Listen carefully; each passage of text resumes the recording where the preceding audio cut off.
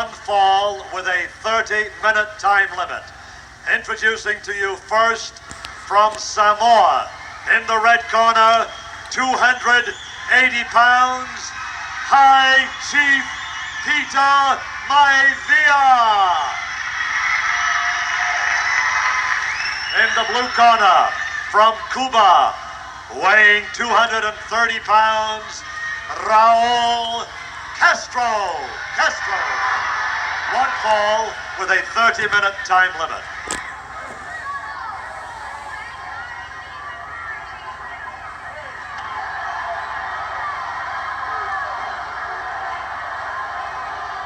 Okay, good evening, sports fans. Lord Tallyho Blair's calling the action once again at the Block Arena. There he is, the High Chief. On your left, the man who, this Wednesday night, will meet the magnificent Morocco for the Hawaiian Championship belt at the Blaisdell Arena. That's the big one. Tickets go on sale on Monday morning, 10 a.m. at the NBC box office. There's Castro. There he comes up the steps, the safest way in a corner.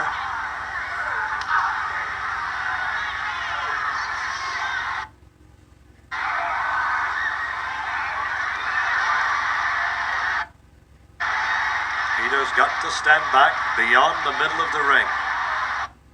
Go towards the neutral corner. Now the count's resumed. Both men are in the ring.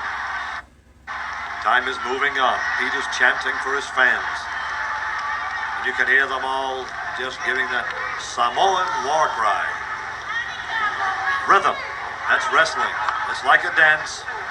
You got that rhythm. There you go. There it is. Okay, referee's position. A punch. A kick. Another kick. Now, Castro going to town on the High Chief. He chops him. He hits him across the side of the neck. Clubs him again on the back. Peter Maivia breaks it. He stops. He hits his man with a headbutt. Peter blocks it again. He takes another one on the chest. Another one, just shrugs it off. Hits the ropes now. Peter knocks his man backwards. Trying again, trying to dislodge that 280 pounds. Here he goes again. Peter charges in, takes him from behind with a sleeper hold. He's got the deadly Japanese sleeper hold on him. He's holding it now. And the eyes are crossing on Raul Castro. He's going to sleep. Aloha for Raul Castro if Peter can hold on to the famous Japanese sleeper hold. Puts his man out, and the winner of the match, High Chief Peter Maivia. Great match and a great win for the Chief. Back in a moment following this important message. Okay. We're going to be in the action with our tag team match coming up in just a moment. It's going to have the Superman and the Superstar and the strongman out of Melrose, Minnesota, Paul Ellering going in it. Hey, Billy. Hey, Bill. Bill, can we get you over here? Bill Dundee. Billy, we'll stop you on the way to the ring here. I want to make an explanation because a lot of people have asked me in connection with the situation of the CWA World Heavyweight title, and that is the association rule that in that match that you had with Lawler, the belt, immediately it was a disqualification. The belt cannot change hands, and so the belt is not held up. It is Lawler's because the disqualification took place before it. And that may be some measure of a disappointment, Bill, but I think it is a just ruling. Let me tell you this. It's a disappointment in one way, and one way it's not, because I didn't want the belt on a disqualification. Jerry Lawler knew exactly what he was doing when he done it. The minute you do that to the referee, the match is over. That's correct. The belt stays with the champion, right? Lawler, I told you was a paper champion. You haven't proved nothing to me and nobody else out there. You're a joke as the world champion wrestler. You don't know a wrist lock from a wristwatch. Everybody around the country knows he's a joke. I'm glad to give it back to you, son, because when I get it, it's going to be 1, 2, 3 in the middle of the ring. Billy, I want to wish you a lot of luck in your I know you've got a return match with Lawler and Rupp Arena in Lexington, Kentucky in the future in there, and that should be a dandy. Good luck to you. Thank you, Lance. You're going to shake the hand of the next world champion. Okay. Let's go, Paul. Bill, thank you very much in there. Bill Dundee, and we wanted to make the explanation of the situation regarding the world. Hey, Lance. Yeah, Paul. What about me? You call Bill Dundee out here, and you talk to him, but you don't talk to me. I like to know what the story is. I was just trying to make an explanation involving the World Heavyweight title out there. Paul, we're always glad to see you and looking forward to seeing you in action. let me tell you something. I'm getting sick and tired of the way business is being handled around here. You guys are treating me like I'm a punk wrestler. Well, I've wrestled everybody that Bill Dundee's wrestled, and I beat just as many men as Bill Dundee has wrestled. And look at this patch. This patch says I'm a champion, and I deserve some interview time, Lance. Hey, we respect it, and, well, I'll tell you, what do you think about the match coming up here today?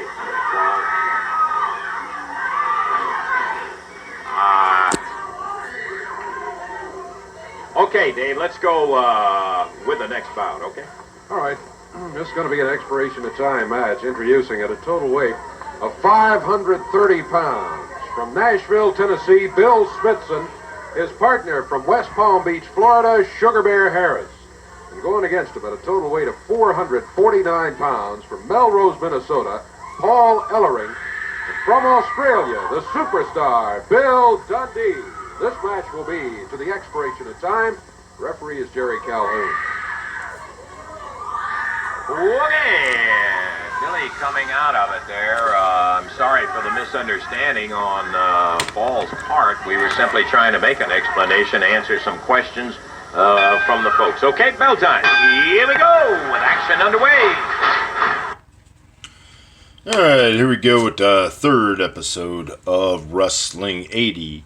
And in this match, you see Sugar Bear Harris, and of course, if you've been watching this program since the beginning, you know that Sugar Bear Harris was Kamala, and I did a tribute video to him when he passed with the third episode of Wrestling 80. So as we watch here what happens when you ignore precious Paul Ellering for a while, let's go ahead and read some of the results here. February 11th, 1980 in Fort Pierce, Florida. In a non-title match, Texas Death, Harley Race faced off with Dusty Rhodes. 15-man Battle Royal featured Andre the Giant, which probably he ended up winning. Bugsy McGraw over Bubba Douglas, and Fabulous Moolah defended the women's title against Wendy Richter. February 11th, 1980, Fort Worth, Texas for Big Time Wrestling. Mr. Sakaruda won a Battle Royal. Kerry Von Erich defeated Killer Brooks. Bruiser Brody defeated Rick Oliver.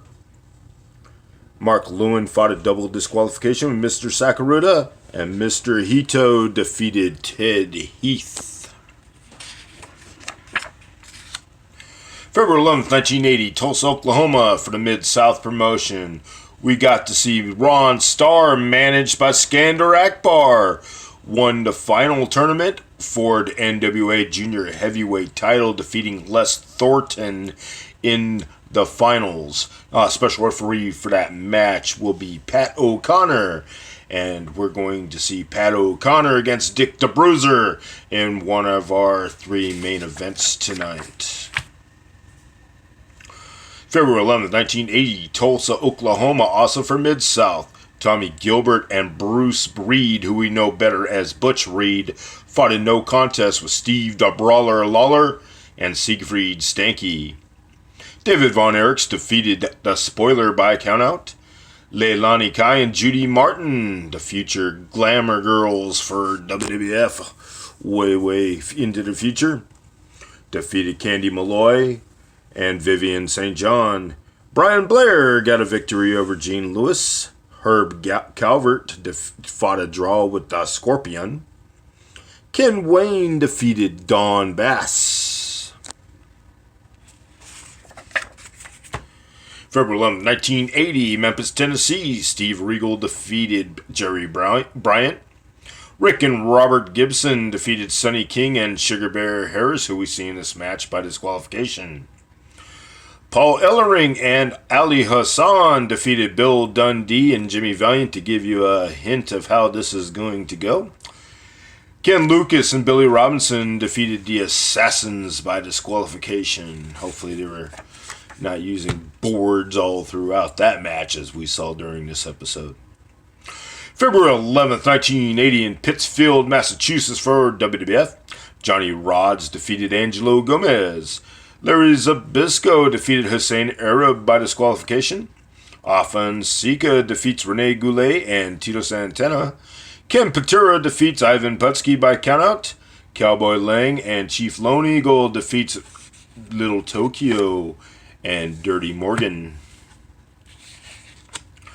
February 12, 1980, Regina, Saskatchewan for Stampedes. We see Leo Burke and Hubert Gallant team up to face Bobby Bass and Lynn Denton. Eric Embry against Bobby Fulton and Bret Hart against the Cuban Assassin.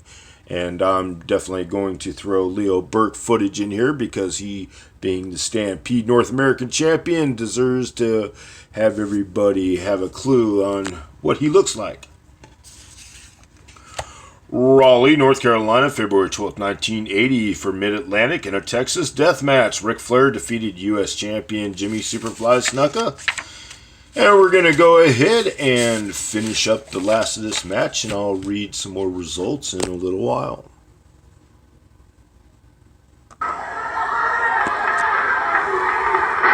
Ellering refused to tag. Ellering fed him right back into Sugar Bear and Smithson. Count of 2, broken at the 2 count.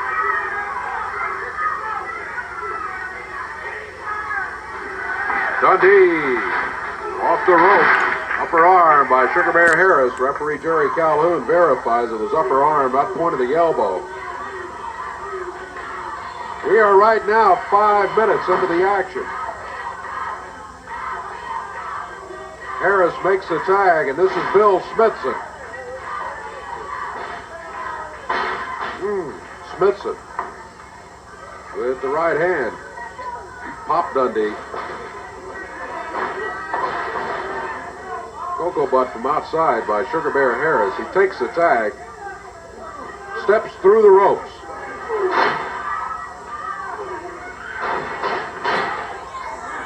Five and a half minutes into action as we come up on the 6-minute mark. Big Sugar Bear, man, he's a large one. He is Giving big. Dundee a hard way to go. Oh, Dundee kicked him back into the ropes. The Sugar Bear quickly back to his feet. It prevents Dundee from getting over to the corner, and the tag on Paul Ellering. Tag made, and Bill Smithson is in there now. 6 minutes gone right now. This is not a tag match, Dave. It's a handicap match for Dundee going against Smithson and Sugar Bear. He's going to have a word or two to straighten out. Woohoo, almost. He was close to that 3 count. Smithson almost had him pinned. And again, Dundee reaches for the tag, and Ellering says, go on back in there. Dundee's head met the knee of Sugar Bear Harris.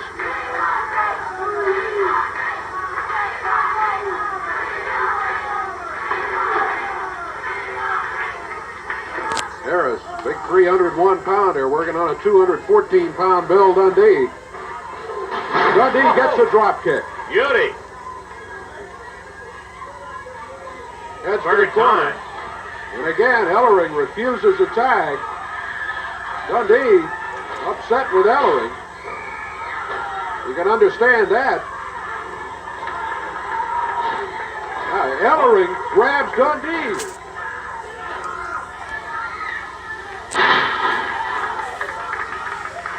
Ellering puts a suplex on his own partner.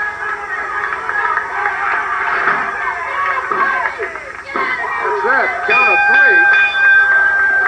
Unnecessary. Bill Dundee does by himself. See how good the little man does?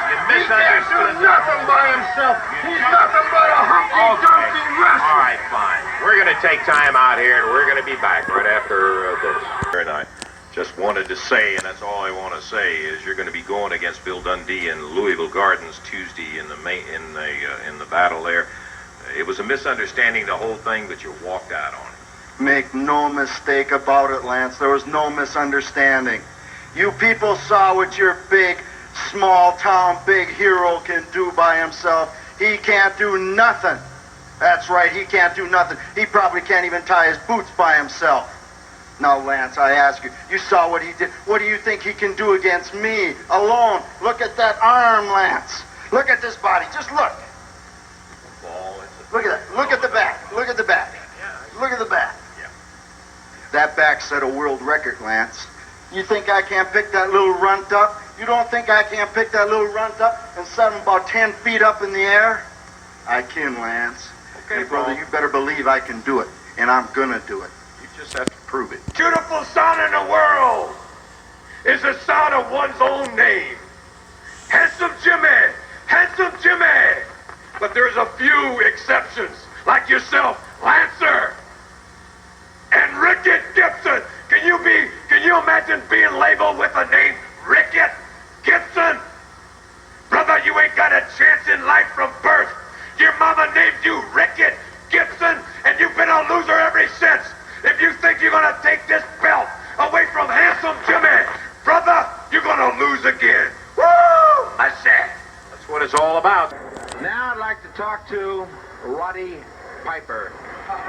Did you see me in there? Did you see the action, ladies and gentlemen? Take a look at this finely honed athlete. I am a lion. I got a lion's heart, brother. I got the strength of a bear, brother. I'm an animal. I'm pure beast. I got a tiger in my tank. Bob Backlund. Take a look at this man. This man, he turned to wrestling because he could not make it anymore as Howdy Doody. This man was Howdy Doody when he was a young boy. Now he claims to be the world's heavyweight champion. Well, Bob Backlund, no more are you going to be the world's heavyweight champion because the lean, mean machine, Roddy Piper is here, brother. Mr. Backlund, take a look at yourself, Mr. Backlund. I know you're watching. You sent men to try to hurt me, but you could not do it, Mr. Backlund. This is the new heavyweight champion of the world. I'm in shape. I'm lean. I'm mean, Mr. Backlund. I'm an animal. Mr. Backlund, there's just no limit to what I could do to you, Mr. Backlund. And to just ensure, Mr. Backlund, just ensure there's no hanky-panky, I have my main man, Moondog Main, is going to be in my corner, brother. He's going to be in my corner, Mr. Backlund. There is no way, Mr. Backlund, laughing and joking, a smoking and a poking. The leading mean machine is going to be there with a little accompaniment. Moondog Main is going to be in my corner to ensure that I will become the new heavyweight champion of the world. Bob Backlund, you're in trouble, brother. Did you hear what he said? Did you hear? When Roddy Piper tells you something, baby, you better get your umbrella out because it's going to rain. And I'm going to be in that corner. Bob Backlund. And I'll be sitting in that corner. But you know the big thing? You know what the big thing is? Turn your TVs up, because I ain't going to scream tonight. Now, you people, turn your TV up. Keep the kids quiet, because I'm going to talk quiet. I ain't going to scream for once. But, Mil Mascaras, I am going to beat your head off. You hear me? Mil, I am going to beat you once and for all, boy. I'm going to whip you like a man whips a dog. And when I say dog, you're nothing but a mongrel. That's all he is, LaBelle. Nothing but a mongrel. And I'm going to take, and I'm going to beat, and I'm going to stomp. And then after I beat him, I'm going to watch Piper. I'm going to watch Piper take that world championship from Bob Backlund. And we're going to go out and we're going to party. We might not come back for a whole week. We don't know. We haven't decided. But I know one thing. Mil Mascaras, when I walk out of that ring, I am going to be the champ. Piper, when he walks out of that ring, he's going to be the champ. Would you like to come with us after we defeat both of them? Would you? Well, you're not invited anyway, so don't even answer that question. Piper, champion. Moondog, champion. And the rest of you can go to... Brody has a chair. Brody has a chair. Whoa! Right across the head of Abdullah the Butcher. Brody with a chop to the head of Abdullah the Butcher. And another one.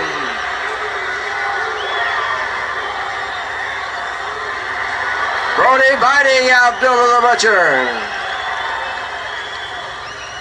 Brody rolls up underneath the bottom rope. He's in the ring. Abdullah the Butcher still outside, trying to make his way up. Here he comes. Brody's waiting on him.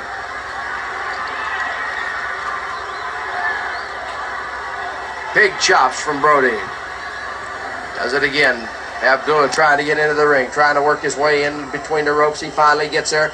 Brody goes to pulling it maybe close to the eye there. It's around the area of eye, and Abdullah kicks him.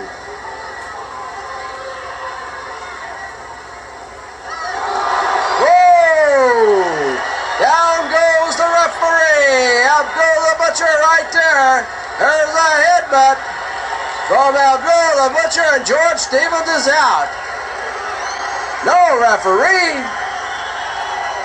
These two guys don't like to have a referee anywhere around, and they sure got their chance right here as they're both taking care of George Stevens.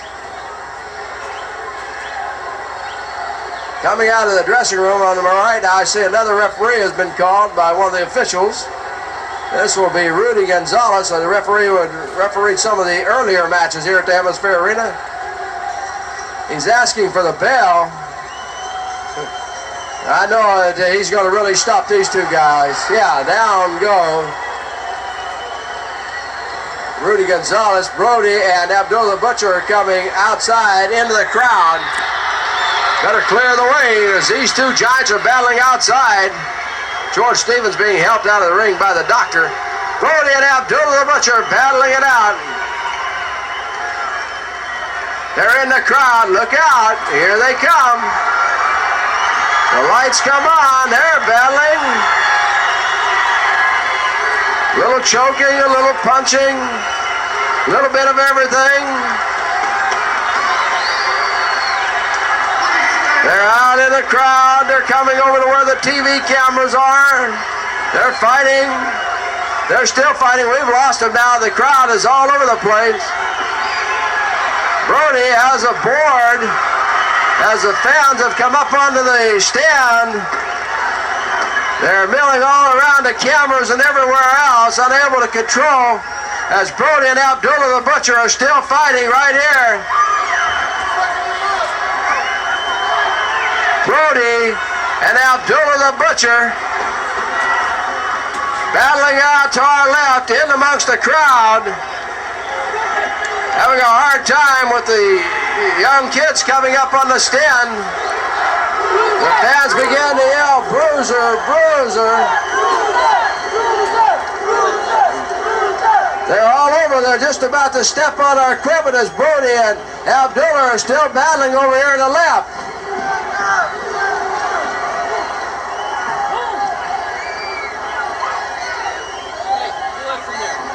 They're battling it out over here on the left. Now they're battling back towards the dressing rooms. They're just going to battle it completely out of the arena. I've lost them. There they are. I can't get this crowd out of the way. Very unruly. They're still battling it off on the left. And ladies and gentlemen, this crowd is moving now as Abdullah the Butcher and Brody have come up onto the high-rise area. They're here. Abdullah and Brody right up here on the high-rise area. The San Antonio Police Department has cleared everybody out. They're still battling it out. Abdullah and Brody. Oh, there's a big chop. They're very close to us here. Walk right into the camera. They're just a foot away from the camera as they battle it out. Headbutt. Brody. Abdullah Butcher. I don't want to be this close to these guys, but there's no way I can go. Brody and Abdullah still battling it around. They're being knocked all over the high-rise. Here comes Brody with a chair right here to my left. Abdullah Butcher is down off the high-rise. Abdullah the Butcher and Brody. Abdullah's not through yet, I don't believe. Maybe he's leaving. I don't believe there'll be any decision. 240, Vinny Valentino from Florida, 230 pounds. I don't think the 10 pounds will make any difference. Vinny Valentino, very, very fast, very, very agile. He relies a lot on his quickness and speed. Going against Leo Burke, a man who's, well, if he knows the rule book, which I'm sure he does, he doesn't really want to pay too much attention to it.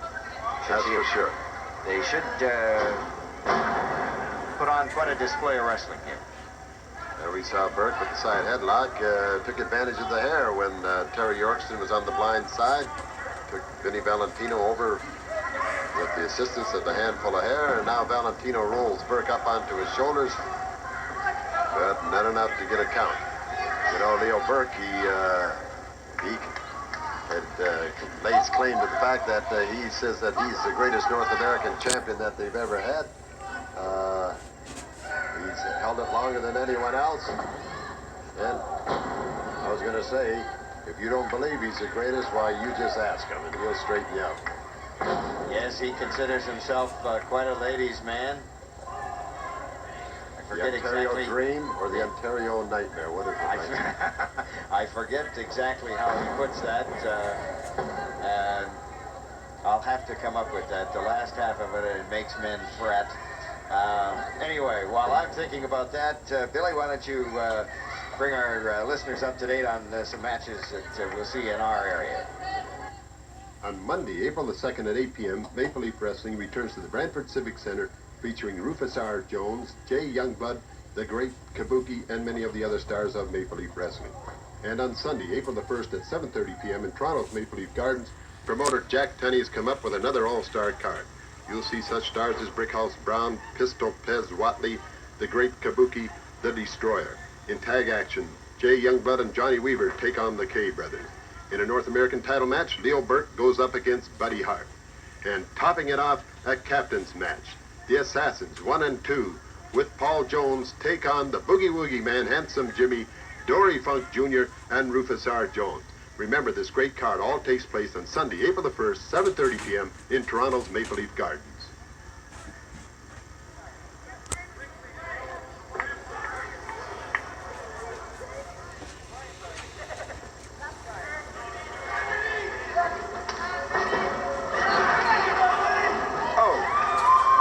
Stuff. Went to the well once too often, but that wasn't too bad. Oh. Here he is. Look at this. Two nice flying head scissors back to back there by Vinny Valentino. Beautiful stuff. Now those powerful legs. Squeezing on Leo Burke, the North American champion. Wouldn't it be nice for Vinny Valentino to notch a win over the North American champion? Nothing at stake here, but down the line, it's something in his favor. And he keeps the squeeze. Yes, if Valentino could pull off a win here today, that'd put him right in the driver's seat for a title shot. No doubt about that. Terry Erikson keeping a look. Now what's going on? There's the knee from Leo Burke on Vinny Valentino. Breaks away from that. Uh-oh. Look out, look out. Picks him up, was going to slam him, and Vinny Valentino managed to change that into another head scissor by Vinny Valentino. Beautiful move. Leo Burke doesn't want this to go on because this is going to sap his energy. He got him up for that, what looked like I'm trying to read his mind. Maybe he was going to go for a little atomic drop there. Maybe stun Vinny enough that he could pick up a fall on him, but it certainly didn't work. He went into that head scissors as smooth as anything. Look at this. Oh! Now that'll cross your running lights. You know, they drive your head into the mat like that. And Vinny Valentino says, well, I'll rub it just a little bit. And he's asking the crowd if he'd like another one. Burke now with both feet on the bottom rope. Terry Yorkson still hasn't called for a break. Instead, he walks over and kicks the feet off the bottom rope. There we see Leo Burke manages to stretch out there, get the feet on the bottom rope once again. And once again, we see Terry Yorkson moves over and says, no, you don't. I'm not breaking this one. And Vinny Valentino tries to drive that head into the mat once again. Burke now works his way around, drops the knee in there and manages to get out of the head scissor. Slowed him down somewhat. Oh, the Ontario Dream is going through a nightmare for sure. Look at this. There's that flying head scissors. Wait a minute. Oh, he went for the head scissor, but Burke caught him with a backbreaker on that one, and this one's all over, just like that. Leo Burke turns the tables, and there we see Terry Yorkson raises the hand of the North American champion, the winner, Leo Burke. Half a dozen minutes. It's one fall with a 30-minute time limit. It has been relatively free of the bad stuff. you know what I mean. It's been fair and square in that ring. The crowd right now showing its appreciation. Wayne Hart, the third man in the ring. Fujinami now going after that leg all of a sudden, exploding. Drives him off those ropes. Caught him on the shoulder going by with that drop kick. Big slam, cover 1, 2, and that's it. Just 2. One fall with a 30-minute time limit.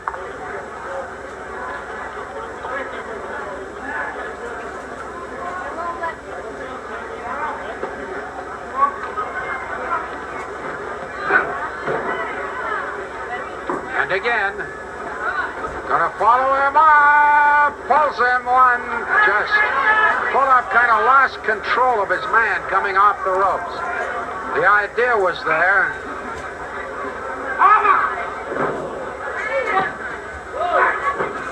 Koloff, good amateur background, and he's showing some of his moves here.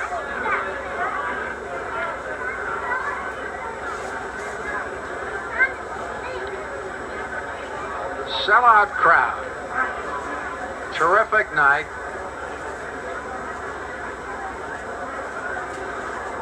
Even before the matches, kind of that expectation in the air. The crowd knew the caliber of wrestler coming into the country, it seems. The only disappointment here was the Tiger Mask did not come in. He had some problems with immigration in Vancouver. 1, 2, 3. Did he get him? Yes, he did. He got him. Yes, he did. Tatsumi Fujinami. And he scores the win over Don